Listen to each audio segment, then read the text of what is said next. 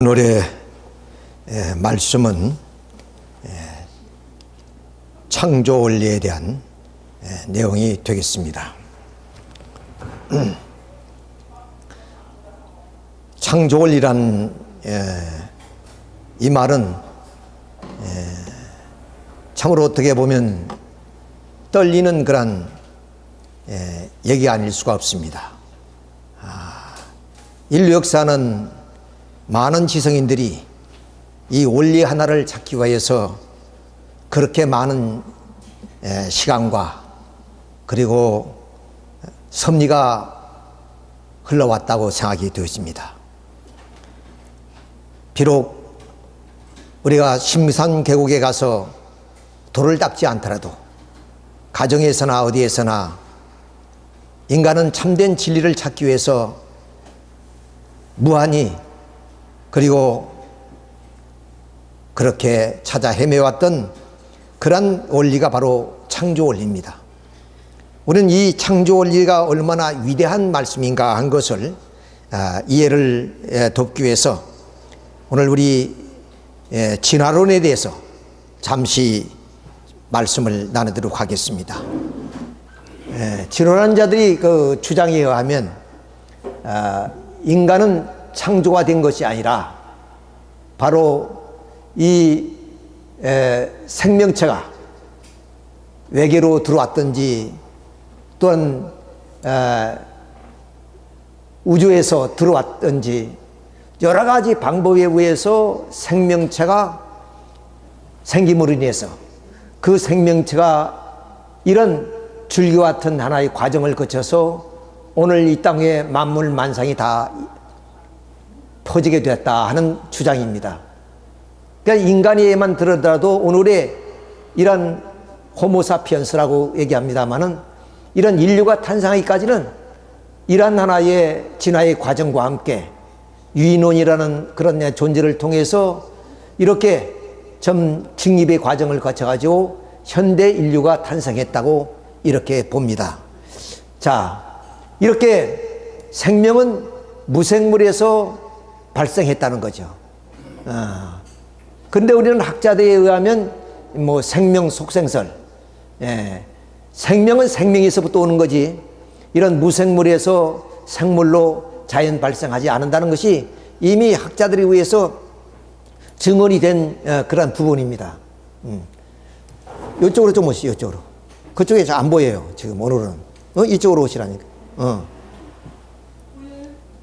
자, 그리고 생명의 자연 발생은 진화론자들에 의하면 딱 한 번에 이루어진다는 거예요.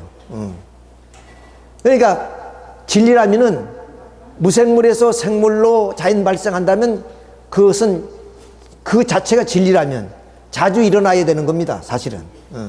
그런데 딱 한 번 일어난다는 것은 그건 진리가 아니라는 뜻이죠. 자, 이런 의미에서. 그리고 이렇게 이 우주의 역사를 보게 되면 약 한 45억 년 전에 이 땅에 우주가 형성되고 35억 년 전에 원시 생명체가 생겼다 그랬죠. 그런 원시 생명체에서 오늘의 이러한 동물, 이러한 직립하는 인간까지 이루어졌다. 이렇게 이제 진화적인 얘기를 지금 하고 있는 것입니다. 그리고 이런 그 무척추 동물, 척추가 없는 동물에서 척추가 있는 그런 동물, 이런 동물로 발전해 왔다. 그래서 양서류 또는 파충류 또는 조류, 포류, 동물 이런 인간으로 진화됐다는 것이 오늘 진화론자들의 주장입니다. 자, 이런 하나의 그 주장을 우리가 생각하면서 오늘 우리 이 현대의 과학을 한번 생각해 볼 필요가 있습니다. 우주가 전 우리가 광대무변하다 그러죠. 우리가 상상할 수 없는 그런 하나의 세계가 바로 이 우주입니다.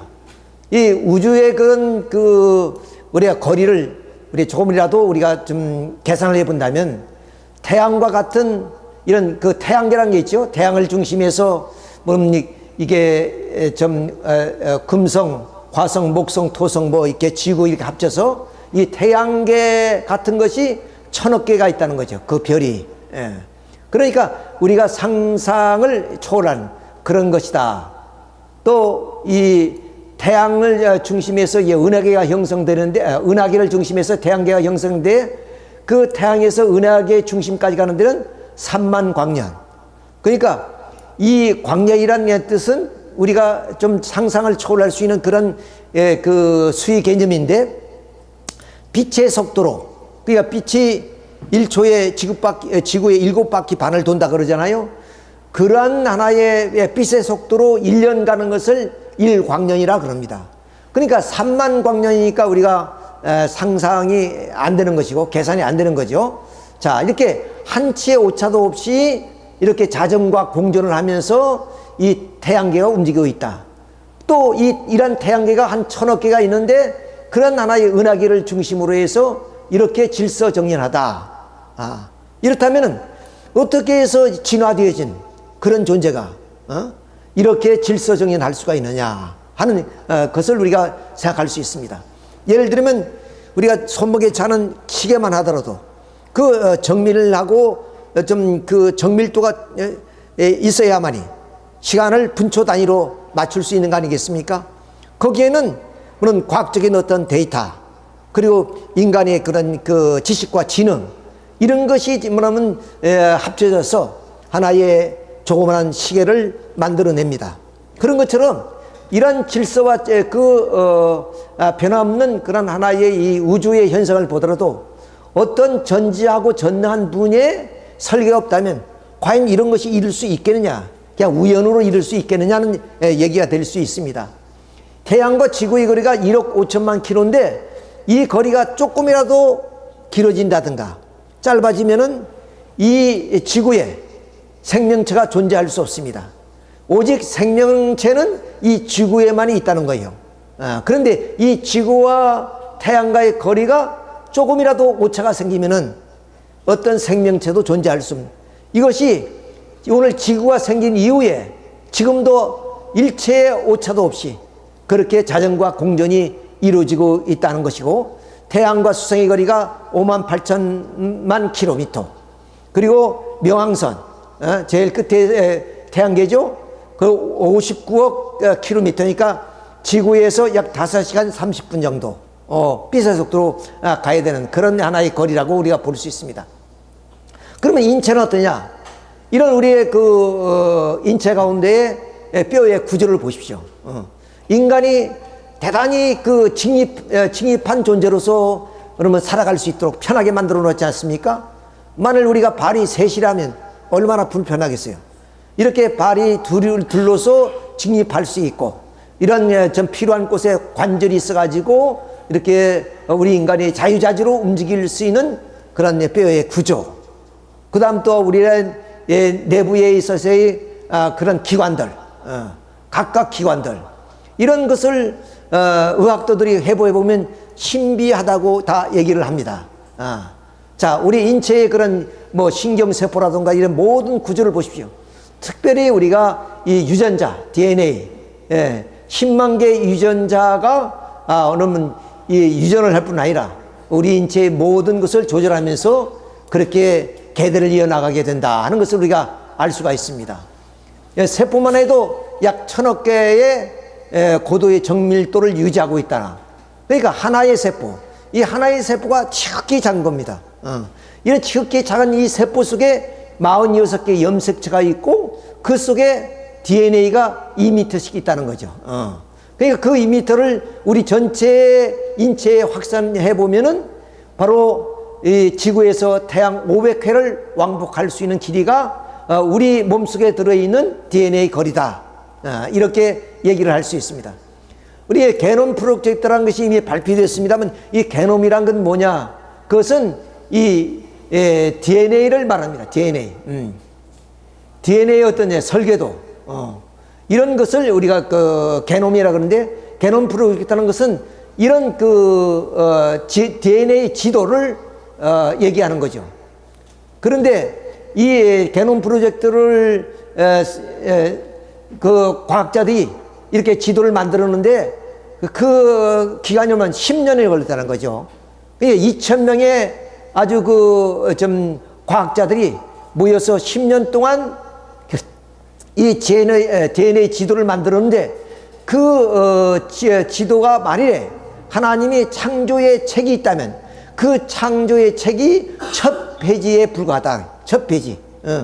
그 많은 내용 가운데 첫 페이지에 불과할 정도만이 뭐냐면 2,000명이 모여서 10년 동안 연구한 DNA 지도가 바로 오늘 게놈 프로젝트입니다. 그 정도로 우리 인체는 뭐냐면 정밀할 뿐 아니라 아주 세밀하고 그리고 또한 신비하고 미묘한 그런 모든 것으로 되어 있다. 그래서 그 의학자들이 공부를 하면서 아마 우리 인체에 대한 신비성, 신성성 이런 것들을 이제 많이 느낀다고 합니다. 자, 근데 이 생명체, 물론 인간뿐 아니라 모든 생명체가 오늘 진화하는 자들은 우연히 딱 한 번의 진화에 의해서 오늘의 직립하는 인간까지 되었다고 이제 그렇게 하는데, 과연 그런 생명체가 이렇게 진화로 가능한 것이냐? 우리가 오늘날은 뭐 우주도 이렇게 왕복을 하고 있습니다만은 이미 오랜전에 알파고와 이세돌이 바둑을 두었던 얘기 있습니다. 그래서 결국 알파고가 승리를 했죠. 왜냐면 이런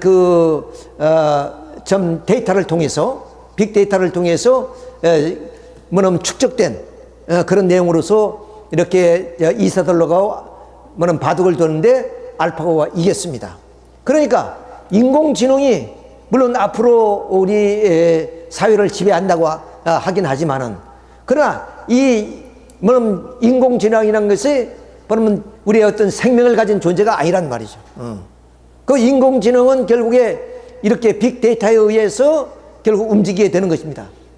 그런데 생명은 반드시 이제 담기 법칙에 의해서 그 DNA가 유전되죠. 그러니까 후손을 남긴단 말이에요. 반드시.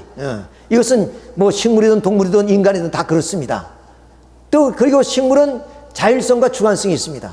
씨앗을 흙에 심으면 습도와 온도와 맞으면은 반드시 싹이 트고 꽃을 피우고, 그래서 열매를 맺게 되는 그런 자율성과 주관성. 그리고 생명은 유일하고 영원합니다. 이런 하나의 생명이 어떻게 우연히 이렇게 진화가 돼서 오늘의 만물 만상을 이루고 있다고 보는 그 진화론들의 말을 우리가 여기서 충분히 반박하고도 남다. 이렇게 하나의 우주를 가기 위해서도 고도의 정밀도와 그리고 정확한 하나의 그 수리적 계산, 이런 것들이 다 합쳐져서 이렇게 우주에 인간이 갈 수 있고 우주를 점령할 수 있는 것을 우리가 알고 있는 입장에 본다면, 결국 오늘 진화론절이 주장하는 그 내용, 쉽게 말하면 생명 하나 그 자체만도 절대로 이렇게 진화로서 우연히 나올 수 없다 하는 것을 우리가 증명하고도 남을 수 있는 이야기라고 볼 수 있습니다. 자, 이게 휴고 디브리스가 결국 이 돌연변이를 주장합니다. 그러니까 이 다윈의 진화론이 처음은 좀 먹혀 들어가다가 그 비과학적인 내용을 가지고 거기에 회의를 느끼기 시작합니다. 그래서 휴고 디브리스가 바로 이 돌연변이 서리를 만들어요. 결국에 그 연속적으로 연결되어 있는 것이 아니고 돌연한 변화 또는 비약에 의해서 발생하는 것이라는 겁니다. 그래서 새로운 종은 돌연히 발생한다, 이걸 주장하는 것이 디브리스의 그런 돌연변이입니다. 자, 이런 돌연변이에 의해서 과연 이런 예를 들어서 유인원, 원숭이 같은 그런 존재에서 이런 돌연변이로 우리 같은 인간이 될 수가 있느냐? 또 그 돌연변이가 어떻게 생명을 만들어낼 수 있느냐? 그 생명이 아까 말씀드렸지, 고유하고 영원하고, 그리고 또한 그 DNA가 말하면 이제 복사하고, 이래서 후대를 남기고, 이렇게 어떻게 돌연변이가 갑자기 그렇게 일 수 있느냐? 그래서 이것을 비판하는 학자들이 마침 해오리가 불어서 쓰레기가 하늘에 올라가서 제트기가 되는 것과 같다. 아니 쓰레기가 해오리 바람에 올라가서 하늘에 올라갔다고 해서 제트기가 될 수 있느냐? 그런 비아냥입니다만은 그렇습니다. 자, 그러니까 우리는 이 현대의 과학을 통해서 봐고 우리 인체 하나를 보더라도, 그리고 좀 들에 이름 없는 꽃 한 송이를 보더라도 우리는 우연이라는 것은 있을 수 없다. 어떤 전지하고 전능한 신의 창조에 의해서 이루어진 이 세계가 오늘의 이 세계다. 그 세계에 대한 원리. 그러니까 진화로 하면 창조가 아니죠.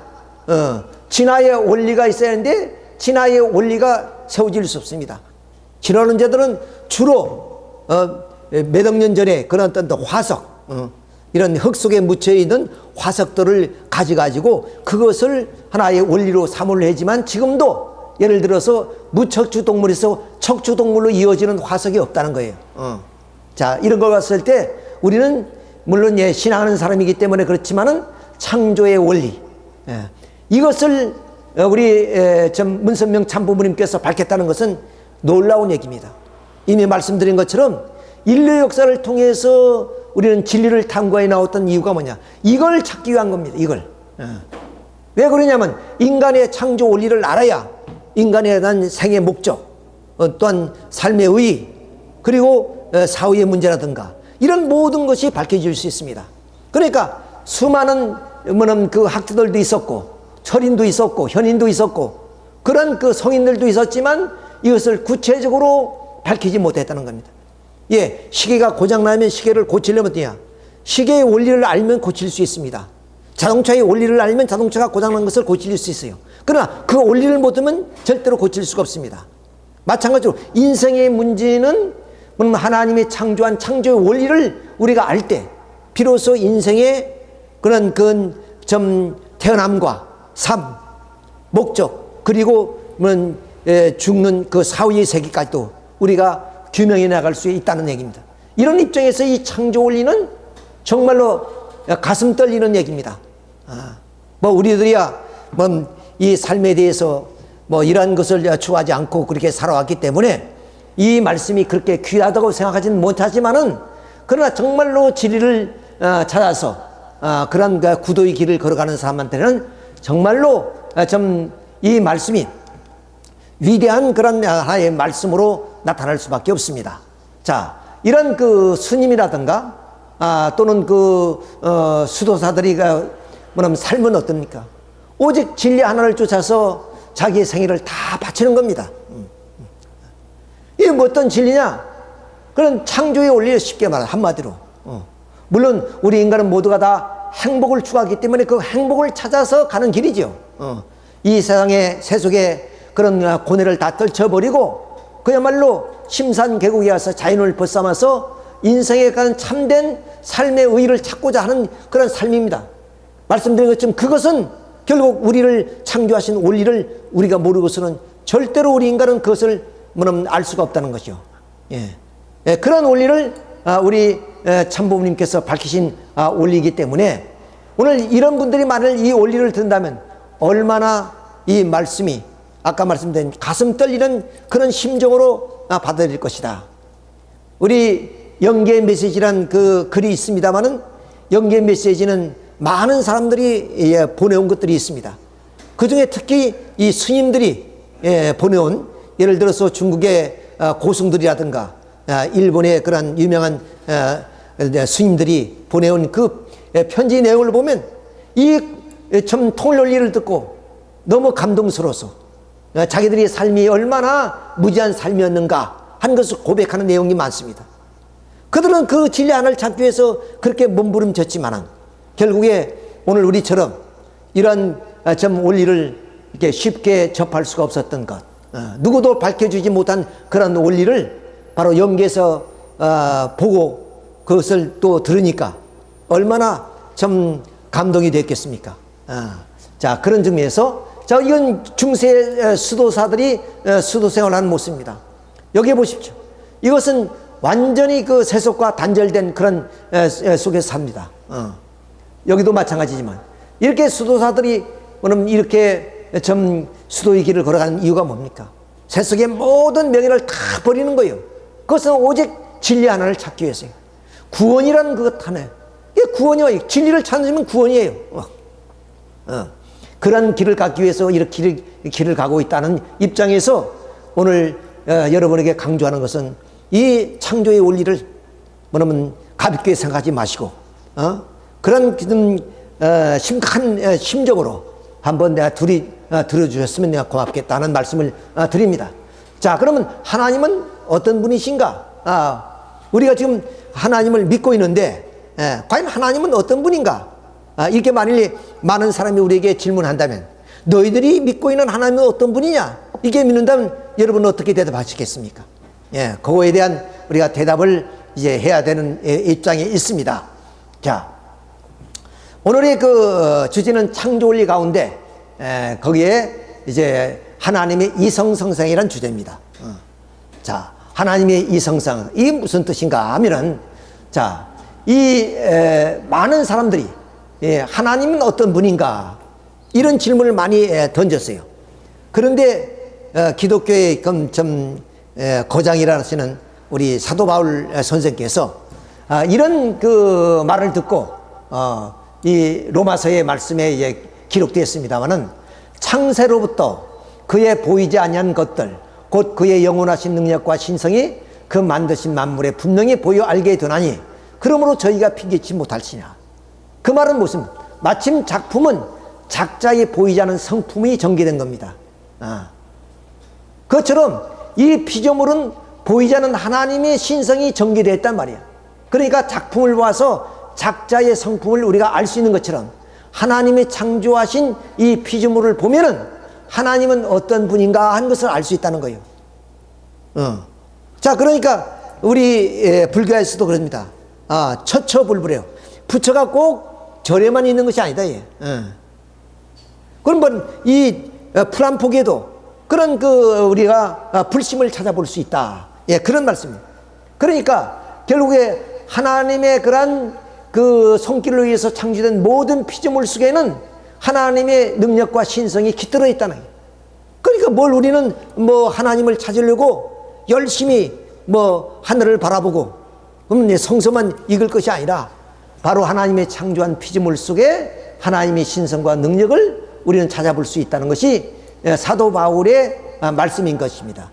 자, 그러면 우리 뉴턴도 그렇습니다만은 자연과학을 통해서 하나님의 작품을 알아간다는 것이, 이것은 이 자연과학은 하나님의 작품이란 거예요.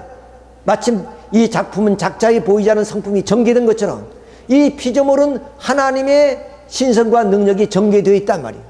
그러니까 작품을 봐서 작자의 성품을 알 수 있듯이 피조물을 보면은 하나님의 신성과 능력을 알 수 있다.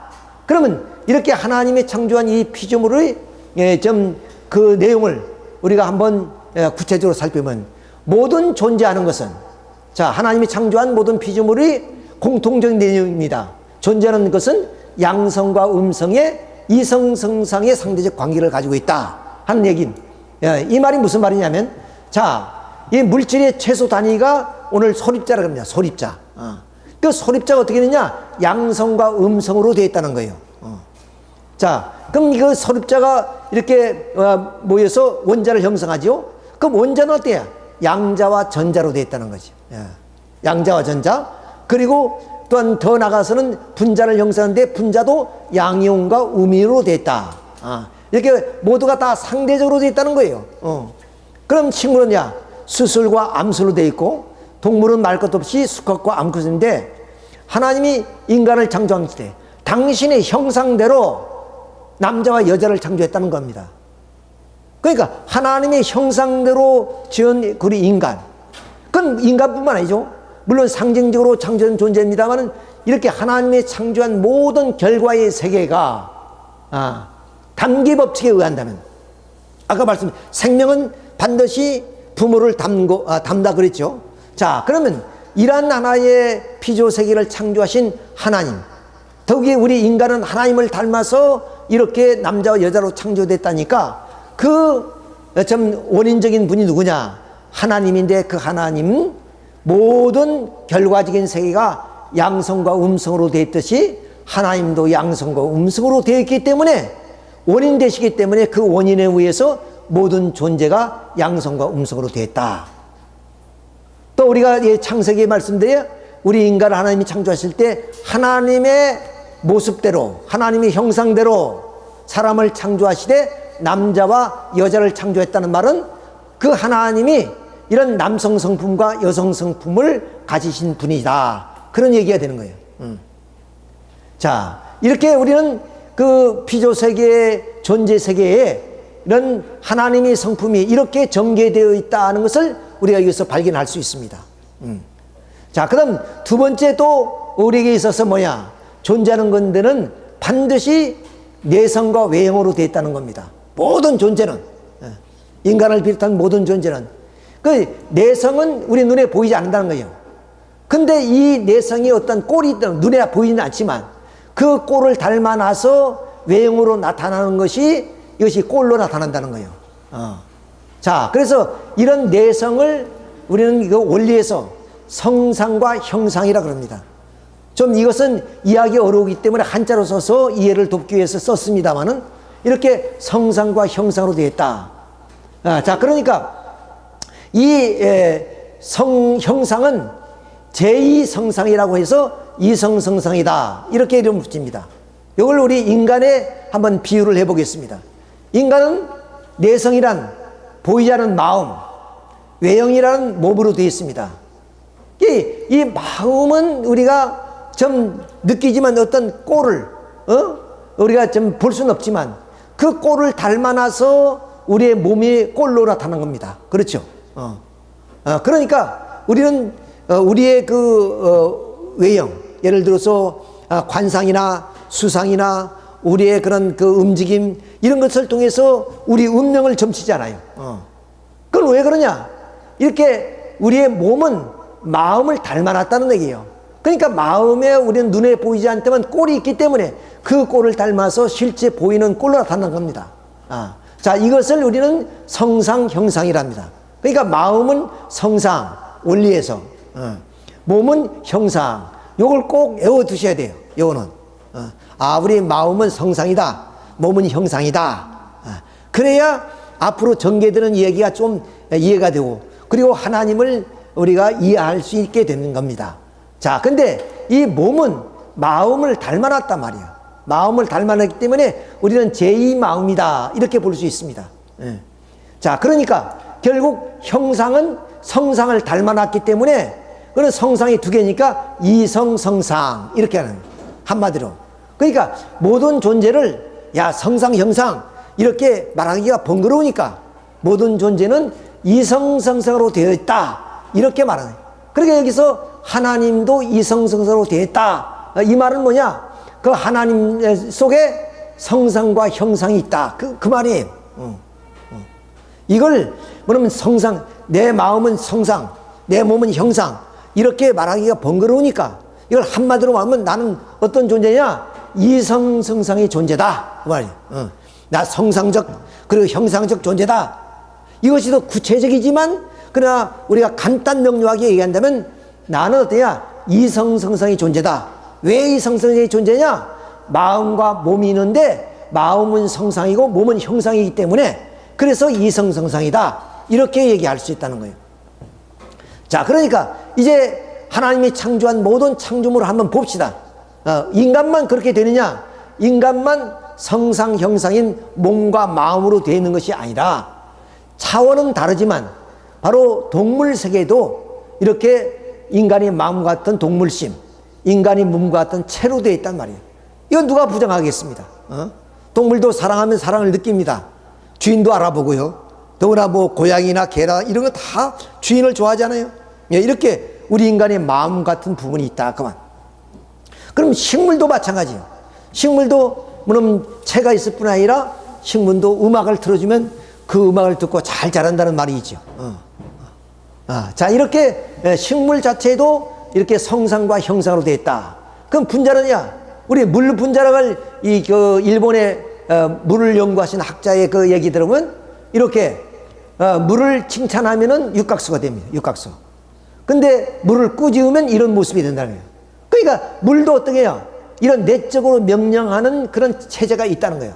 인간의 마음 같은 부분이 있다는 거예요. 그렇죠? 그래서 뭐냐면 요거는 이 통을 위해서 특별히 내적으로 명령하는 성품이라 해서 내명성이다 이렇게 붙입니다. 그러면 원자는 어떠냐? 원자는 우리가 뭐 분자나 원자나 이런 것을 보면 이온화 경향성, 그러니까 그 원자가 서로 결합하고 분리하는 그런 자체적인 작용을 한단 말이야. 예를 들어서 자석을 보면 S와 S는 그건 밀지요. 왜 똑같은 쇠 붙인데 갖다 붙이면 밀어요. 그러니까 S와 S는 그 N은 서로 당깁니다. 이런 하나의 성질이 있다. 이런 내명성. 예를 들면 소금은 있죠. 소금도 어떻게 됩니까? 뭐냐면 나트륨과 염소로 되어 있단 말이에요. 이 염소와 나트륨은 각각은 아주 독성을 가지고 있습니다. 근데 이 염소와 나트륨이 합치면 염화나트륨, 소금이 되는 거죠. 그럼 왜 그걸 합하는 얘기예요? 그건 누가 명령해서 합한 것이 아니라, 뭐 과학자가 화학적인 작용을 통해서 합힌 것이 아니라 자연적으로 그렇게 합성화된단 말이에요. 이런 것들이 바로 인간의 마음 같은 성질 부분이다 그 말이죠. 자, 그럼 소립자도 역시 마찬가지예요. 근데 오늘날 과학은 모든 물질이 단위를 지금까지는 원자다 그렇게 했습니다. 근데 더 소급하니까 소립자가 되는 거예요. 그러니까 원자도 우리가 측량할 수 없어요. 얼마나 작은지 계산할 수 없는 것이다. 그런데 그보다 더 작은 소립자가 있고, 이 소립자는 서로 뭐냐면 이 형질이 없는 에너지로 변한다는 거예요. 그러니까 그 에너지에도 입자성과 파동성이 있다는 거예요.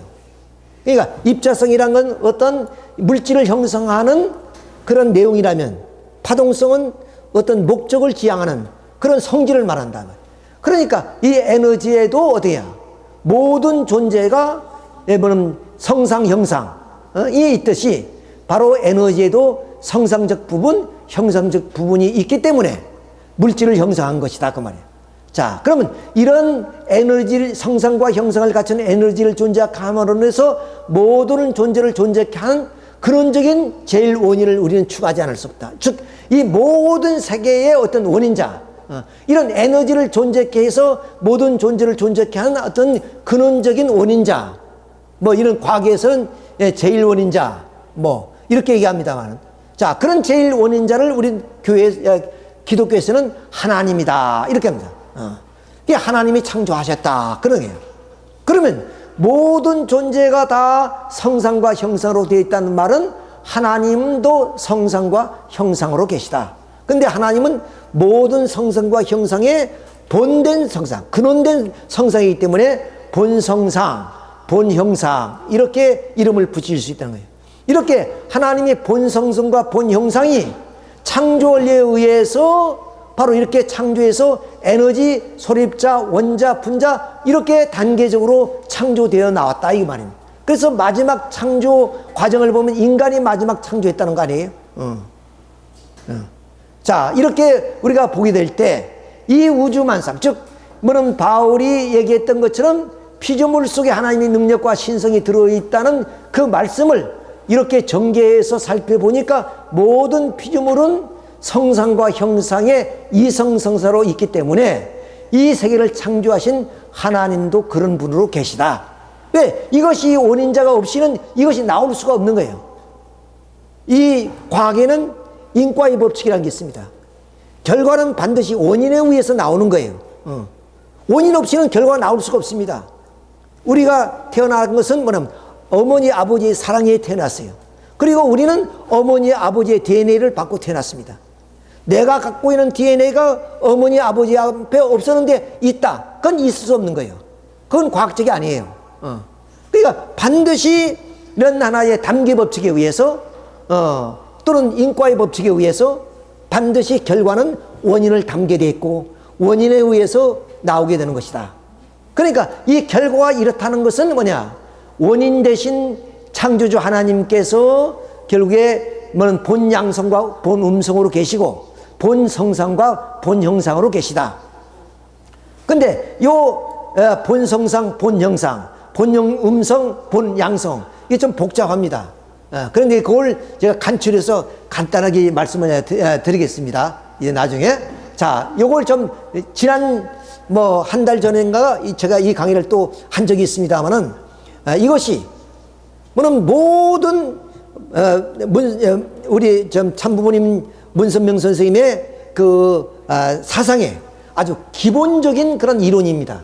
이걸 몰라서는 우리 좀 문선명 선생님의 어떤 그 사상을 이해하기가 좀 어렵지요. 자, 이것을 그렇기 때문에 이것이 대단히 중요하고 또 이것을 통해서 하나님은 인류를 창조하시고 타락한 인간을 구원해 나가시는 모든 원리도 여기서부터 나오는 게 됩니다. 그래서 제가 다시 한번 이 말씀을 자세히 드리는데, 그러면 여러분들이 꼭 기억해야 될 것은 어때야? 모든 존재는 양성과 음성으로 되어 있다. 뭐 이거 쉽잖아요. 양음. 응? 우리 동양 철학에서 강조하는 뭐 햇빛 나는 데는 양이고 햇빛 안 나는 데는 음이고 음지, 양지 뭐 이런 말이죠. 이게 양으로 되어 있다. 또 하나는 성상과 형상으로 되어 있다. 근데 그 성상과 형상이 그러면 성상으로 됐다는 것이 번거로우니까 그걸 이성성상으로 표현한단 말이에요. 왜?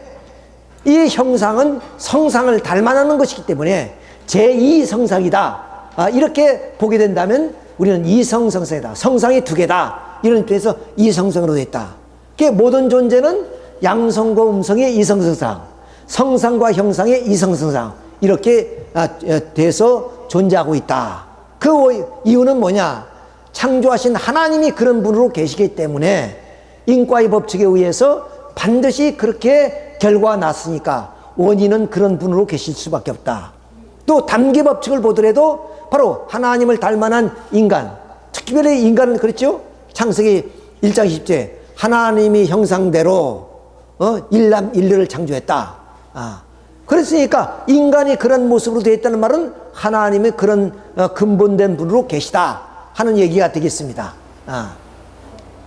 자, 그러면 이제 그걸 구체적으로 다시 한번 자세히 설명하면, 자, 하나님은 이렇게 본 성상과 본 형상, 요걸 이렇게 또 따로 이렇게 해놨어요. 이렇게 쉽게. 자, 이렇게 되어 있다. 근데 이렇게만 되어 있냐? 또 하나의 존재의 그런 이성성이 있죠? 그것이 양성과 음성으로 되어 있다. 하나님이 이렇게 되어 있다는 거예요. 그러니까 이 양성과 음성은 뭐냐? 본 성상의 속성이에요, 속성. 본 형상의 속성이 양성과 음성이에요.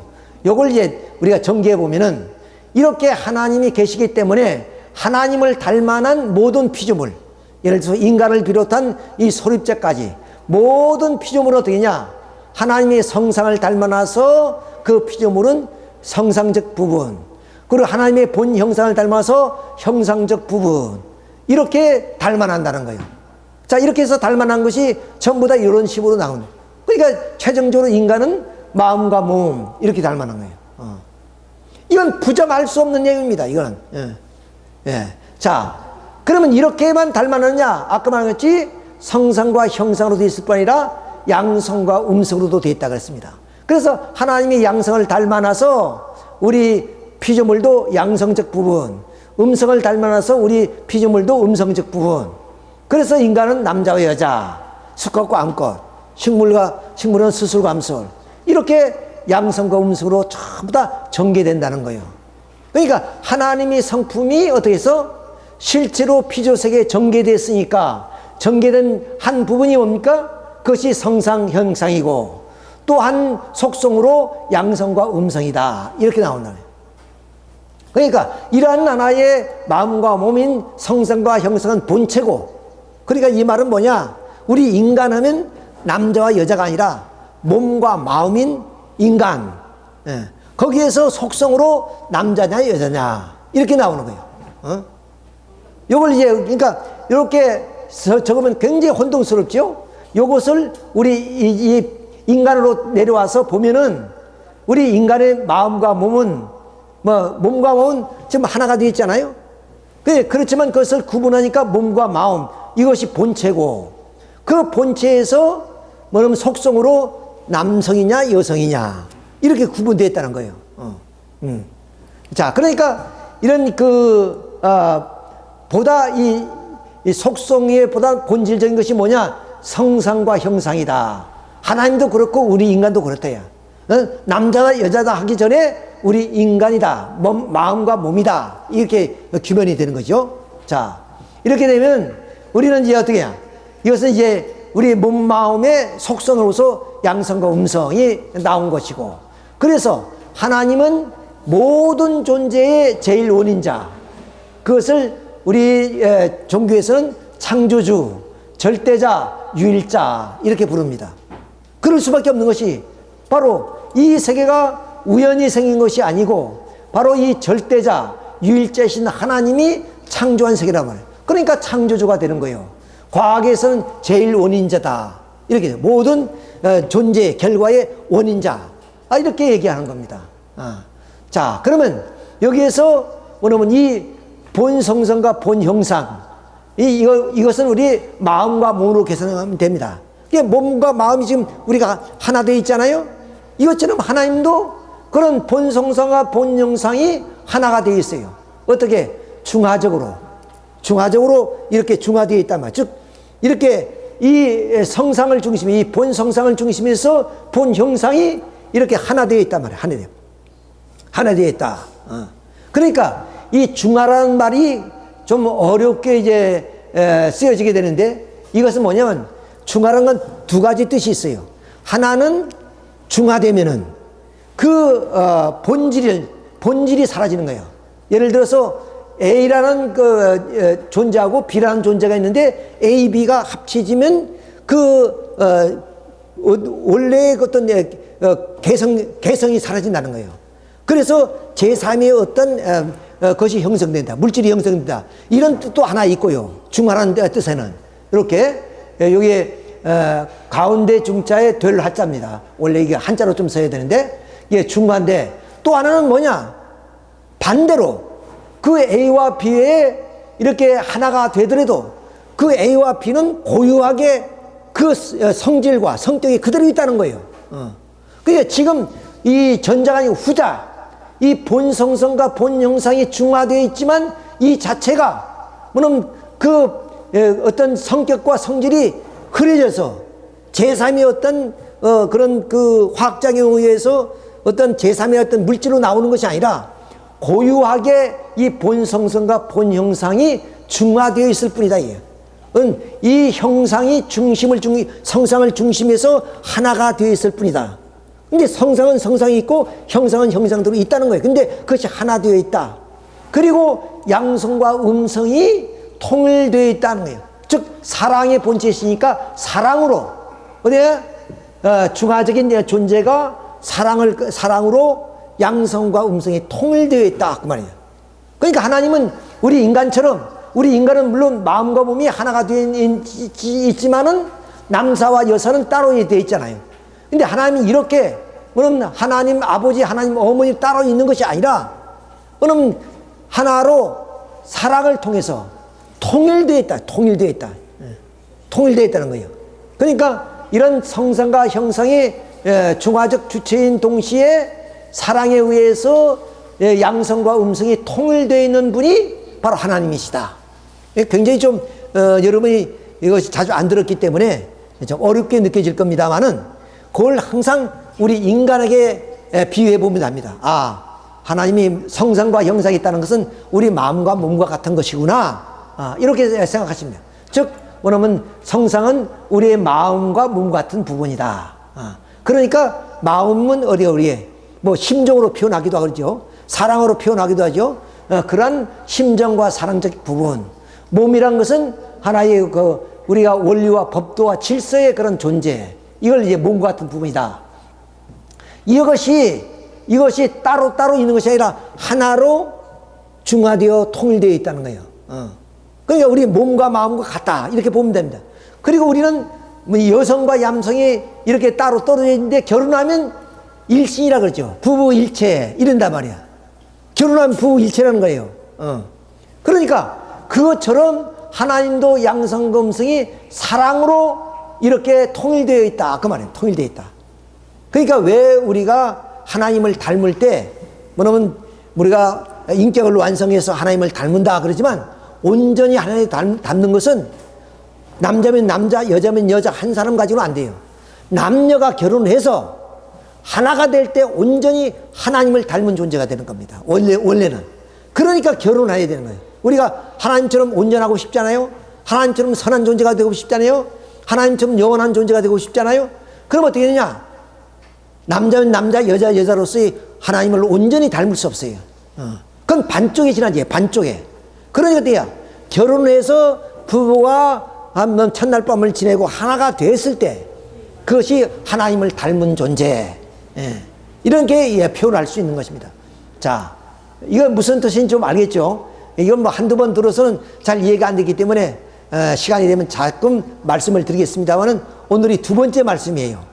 여러분 전번 시간에 이 말씀을 얼마나 기억하고 있는지 모르지만 이렇게 아주 좀 이해하기 쉽게 이렇게 해놓았습니다. 자, 그러니까 우리 인간이나 모든 피조물은 진화적인 존재가 아니죠.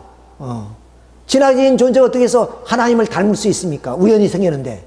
그러니까 우리가 하나님의 모든 신성과 성품을 닮았다는 말은 우리는 하나님으로부터 창조되었다.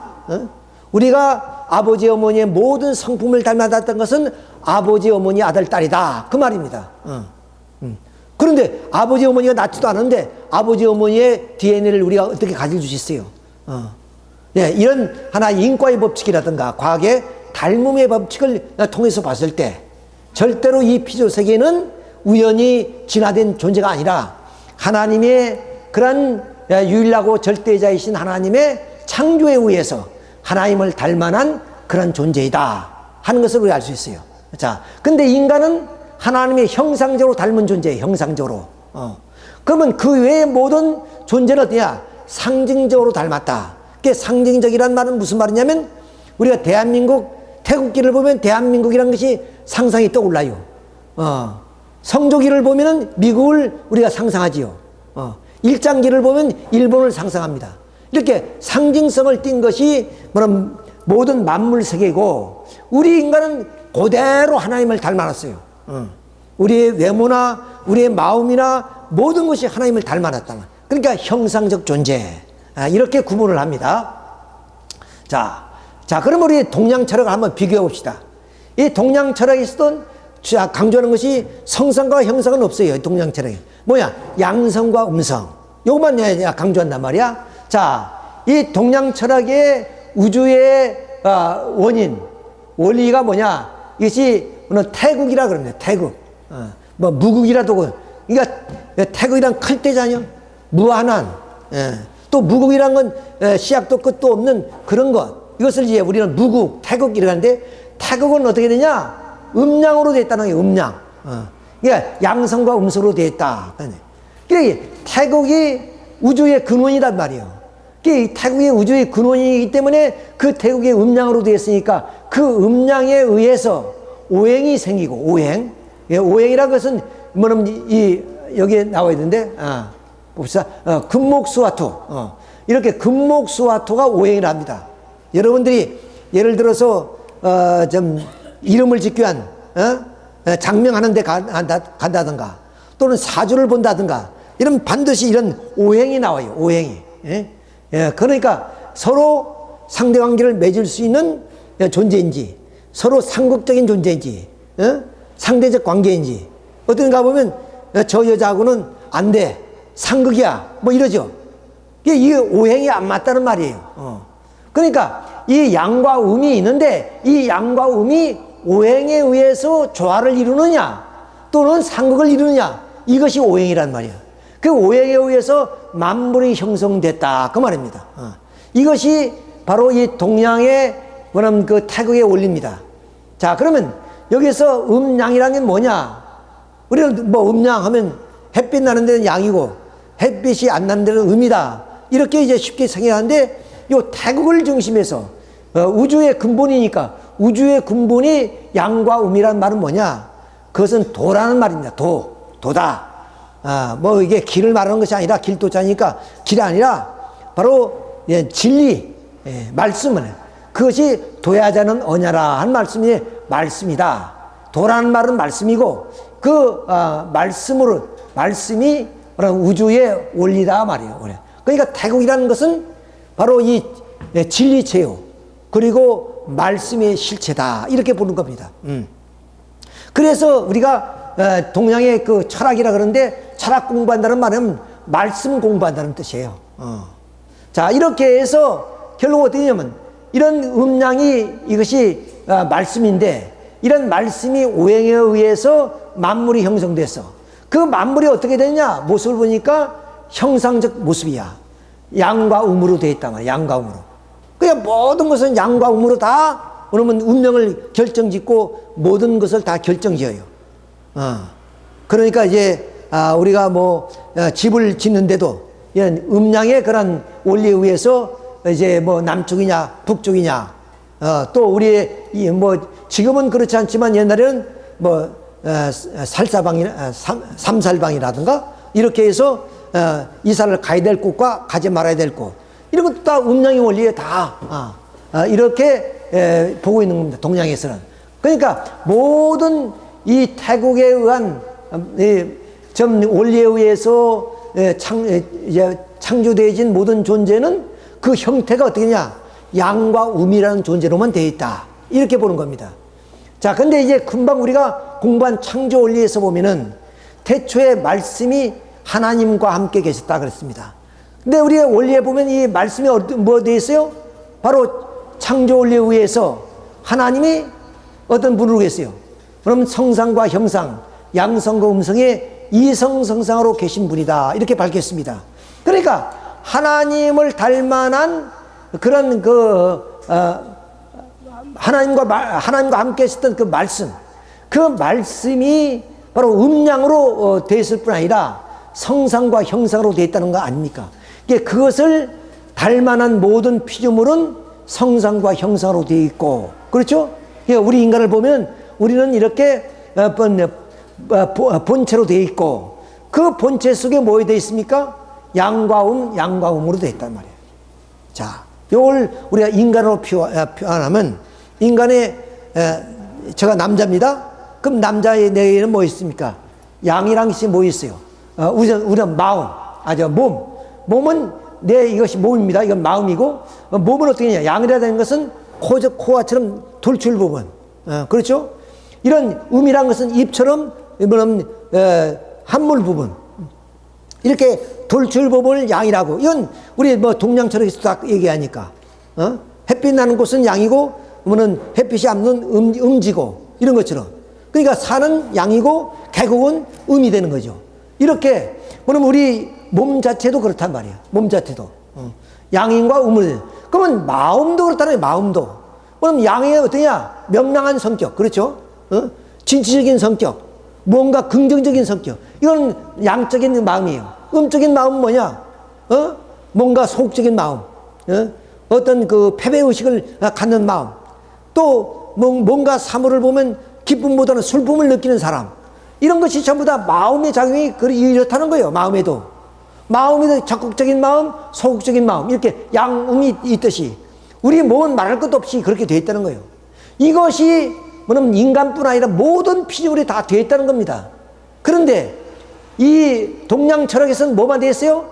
마음적인 부분은 없고 몸적인 부분만 있다 이게 말이에요. 이것만 가르쳐 줬단 말이에요. 그러니까 우리는 어떻게 했어요? 여기에 마음적 부분이 우리 모든 만물에 있듯이 하나님도 뭐냐면 우리 마음 같은 부분이 있다 그러죠? 그 마음적인 부분이 뭡니까? 사랑, 심정, 그런 인격적 부분이란 말이야. 그러니까 하나님은 인격신이라고 우리가 부를 수 있는 거예요.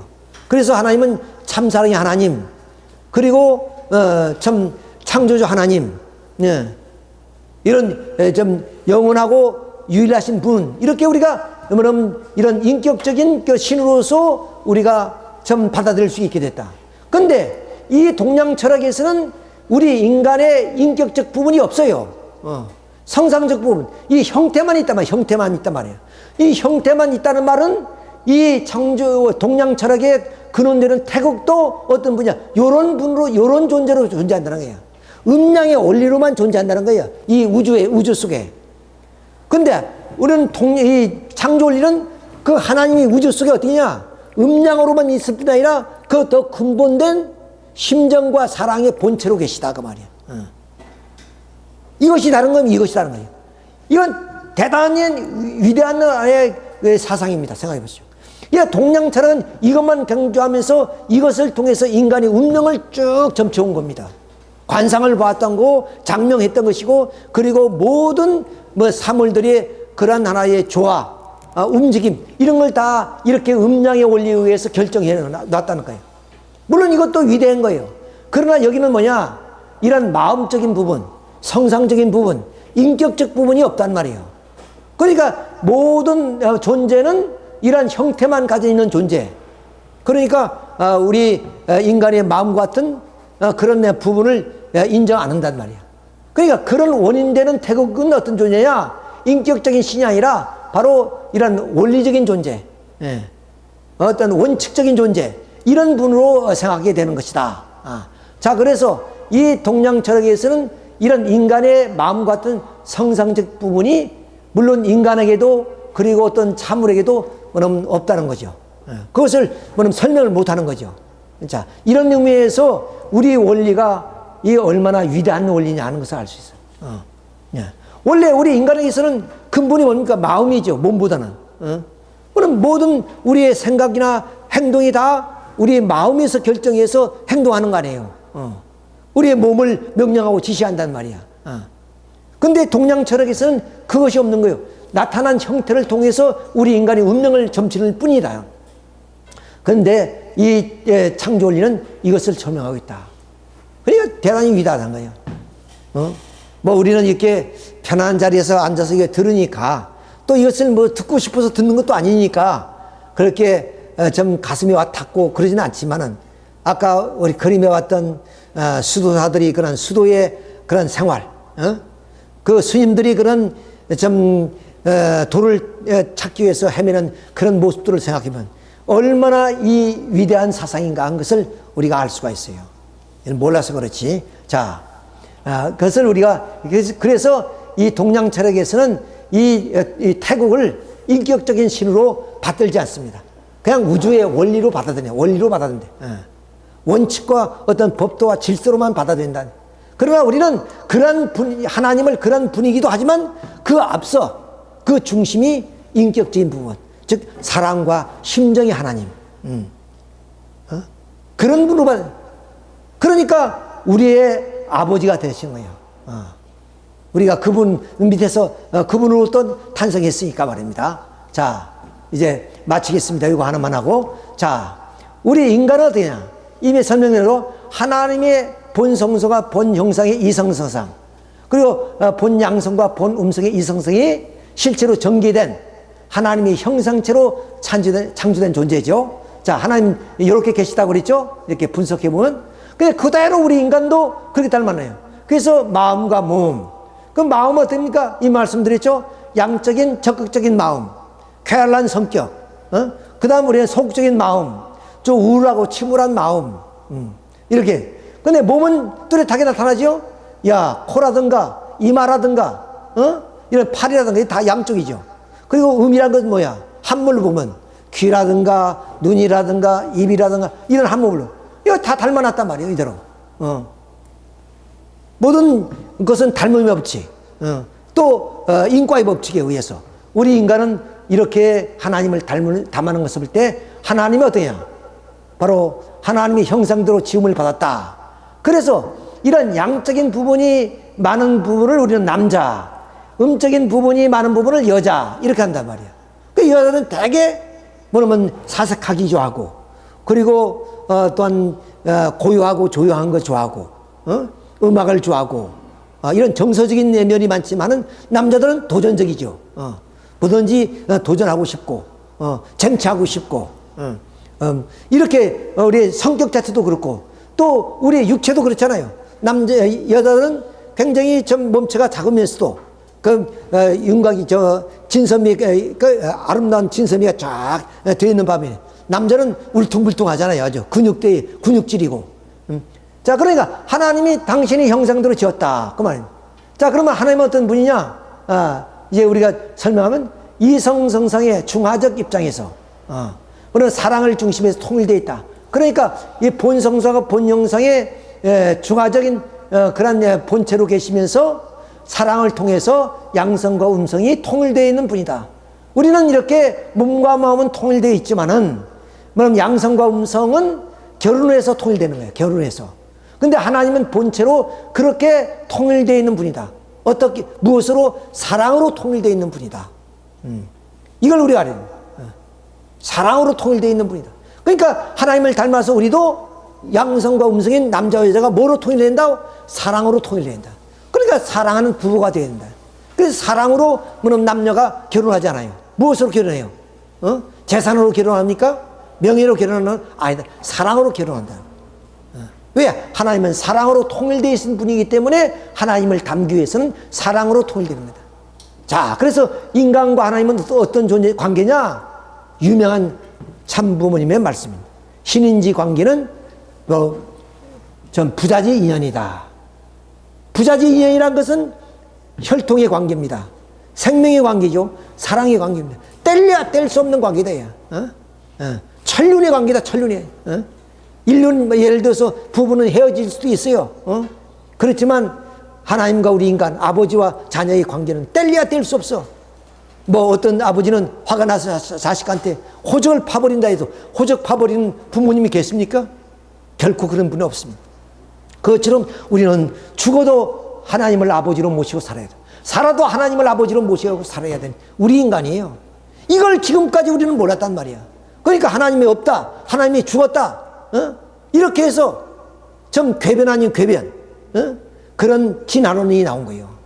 진화론이 나와서 온 인류를 속이고 기만하고 속여서 하나님의 그런 원리와 법들을 다 무시해버리고 인간이 오늘 이렇게 참 개인주의 그리고 또한 이기주의로 빠져서 오늘 이 사회가 혼란하게 된 것이다. 그러니까 우리는 근본으로 돌아가야 돼요. 근본으로. 아무리 내가 잘 살려 해도 내가 혼자 아무리 좀 돈을 벌어서 돈을 많이 먹고 살았다 할지도 도둑이 들까 봐서 누가 나 일을 위해할까 봐서 걱정과 염려돼서 단잠을 못 드리는 거예요. 차라리 없으면 오히려 편해. 배고프고 춥긴 하지만 그러나 가져보세요. 오히려 그것이 불안하고 그것이 공포가 될 수 있어요. 그건 왜 그러냐? 근본을 우리는 모르기 때문입니다. 근본은 물질이라고 생각해서 물질만 찾으면 행복한다 하지만 결코 그렇지 않다니요. 결국에 이 근본을 우리는 찾을 때 가장 행복한 사람이고 그 근본을 찾았을 때 죽어도 영계에 가서 영원히 이런 하나님의 사랑의 품에 품겨 살게 되는 거예요. 이 근본된 것을 찾기 위해서 수도사들이 수도의 길을 걸었고 스님들이 심성교구에서 도의 길을 갖는 것이 거예요. 우리는 편안히 앉아서 그러잖아요. 이 과학의 모든 원리도 과학자 하는 사람이 발견하면 그 원리에 따라서 모든 사람이 혜택을 받는 거예요. 그렇잖아요. 그것처럼 우리 참부모님이신 문선명 선생님이 이것을 밝혀줌으로 인해서 우리는 어때요? 이렇게 편안한 자리에서 우주의 대원리, 진리를 우리는 알고 이제는 잊어버린 하나님을 찾아서 하나님을 아버지로 모시고 살 수 있는 하나님의 아들, 딸이 되었다는 거예요. 지금까지는 타락으로 인해서 하나님 아들, 딸로 창조되었지만 어때요? 종의 노릇을 하는 마귀의 자식, 사탄의 자식, 뱀의 자식이 되어서 지금까지 종의 굴레 속에서 살아왔던 우리들의 그 종에서 해방시켜준 것이 누구냐? 참부모님이시다. 참부모님이시네요. 참부모님께서 우리는 종의 굴레에서 우리를 해방시켜 주신 거예요. 이건 정말로 기가 막힌 얘기예요. 우리가 지금 영계를 모르니까 영계에 우리가 만약 갔다 그러면 어떻겠어? 우리의 삶이 얼마나 위대한 삶이라는 것을 우리는 알아야 되겠습니다. 자, 이런 입장에서 오늘의 이 말씀을 잘 기억해 주셔서 이렇게 성상, 형상, 양성, 음성 이거 간단하죠. 그래서 이성성상으로 계시다. 하나님은 어떤 분입니까? 이성성상으로 계신 분입니다. 더 구체적으로 하면 성상과 형상, 양성과 음성의 이성성상으로 계신 분입니다. 이러면 정답이 돼요. 그분이 우리 아버지시고 하나님이십니다. 우리는 그분의 아들, 딸입니다. 그래서 통일교에서 축복 얘기하죠. 그 축복이 뭐냐? 하나님을 닮기 위해서는 남녀가 어떻게 해서 사랑으로 하나가 되어야 돼. 지금 세상의 결혼은 사랑으로 하나가 되는 거 아니에요? 우리가 신랑을 찾을 때 뭡니까? 어떤 직장 가졌어? 키가 얼마에 돼? 집안은 어떻게 돼? 다 세상의 명예나 물질이나 지위를 가지고 결혼하는 것이 사랑, 참된 사랑 가지고 결혼한 사람은 어디 있어요? 그러니까 돼야 참부모님께서 그럼 참 사랑으로 축복 결혼해야 된다 하는 이유가 여기서 나오는 거예요. 그래야 하나님을 닮는 거예요. 아무리 닮으려도 나는 반쪽밖에 못 닮았어. 지금까지 내가 열심히 신앙생활하고 인격을 도외해서 인격자가 됐다 할지라도 나는 하나님을 반쪽만 닮았어. 반쪽 가지고는 내가 하나님 앞에 갈 수 없어요. 온전히 가려면 어떠냐? 부부가 사랑으로 하나가 통일되어서 우리는 가야 된다 하는 말씀이 참부모님의 그런 말씀입니다. 여러분 영원히 기억하셔서 우리는 여러분이 모두가 다 이게 축복으로 하나가 돼서 그럼 영계 가서도 영원히 하나님의 품에 품기시기를 바라면서 오늘 말씀을 마치기로 하겠습니다. 예.